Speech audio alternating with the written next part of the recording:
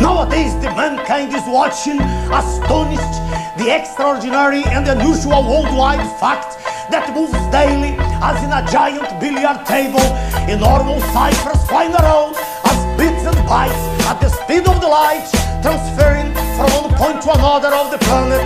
Fabulous fortunes in a true speculative orgy, completely dissociated from reality, without any correspondence with the real reach of our physical world, the so-called globalization.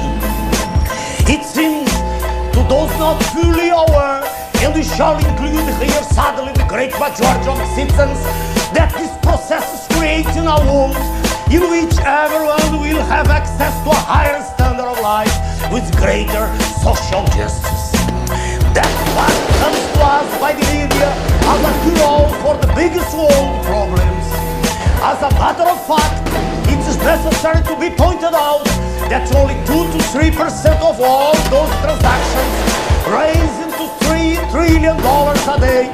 Only 2 to 3% refer to commercial and industrial activities. On the other hand, the great majority of financial transactions is purely speculative, as if money by itself would be able to generate more money, as a fantasy that is carrying the world economy to a triumph end. Until the 70s, the Bretton Woods rules were followed. Money to flow between nations needed the previous government authorization. There was a fixed exchange rate between the currencies of the greatest industrialized nations. The Fed assured the gold equivalent any transaction. In other words, there were restrictions to the flow of speculative money. In 1973, the US government imposed an unilateral rupture and the barriers disappeared. Gold reserves are no longer necessary. Money is no more the wealth symbol.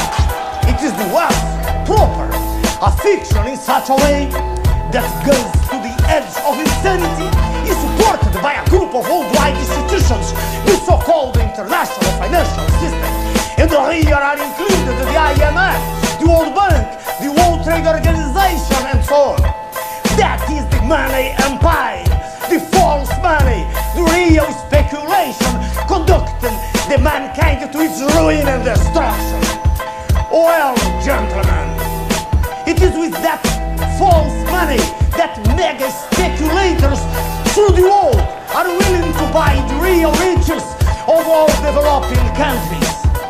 In Brazil, they are selling out by the dozen all of our strategic state companies.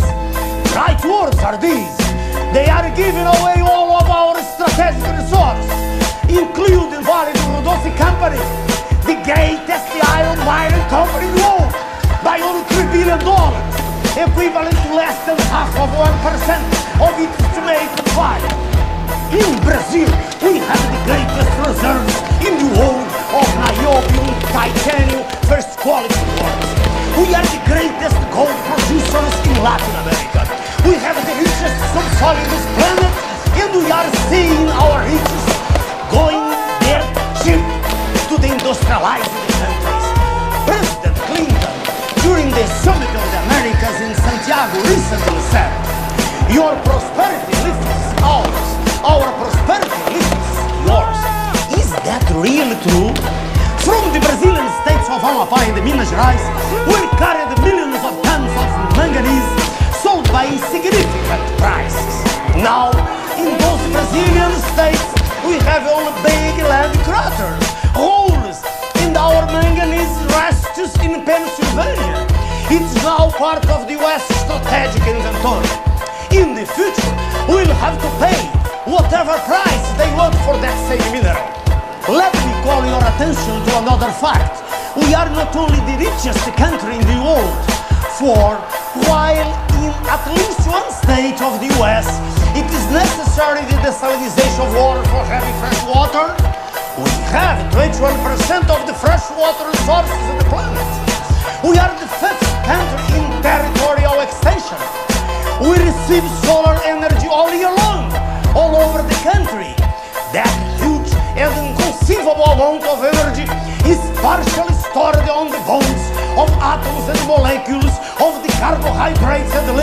plants from where we extract alcohol and oils that can substitute petroleum, allowing Brazilian energy independence. We don't have glaciers, we don't have earthquakes, we don't have hurricanes and the like. Nevertheless, 2/3 of our population live in an unacceptable condition. Half of them living in absolute poverty, in absolute misery. Brazilian government pays to the international creditors and their Brazilian representatives about half of the gross national income. That's to say, $5 billion a month only as interest. The internal and external debts altogether represent today the astronomical cipher of $500 billion. Government maintains a fiction of currency stability, concealing the disorderly growth in public debt and promotes the destruction of all the industrial production chain of the country, with mass importation of industrialized products and even food. Our party, Bruna, rises against that process. Is imperative a new Bretton Woods, but as we don't have the condition to impose such an agreement on the international scenario, and as we do have in our country all that we need for our survival, there is only one option: not to drown. We'll break with the international financial system. We'll no longer accept these speculators' extortion. We'll sit down for negotiations, impose our sovereignty. We'll price our goods with justice. The interest rates that we pay shall be the lowest possible.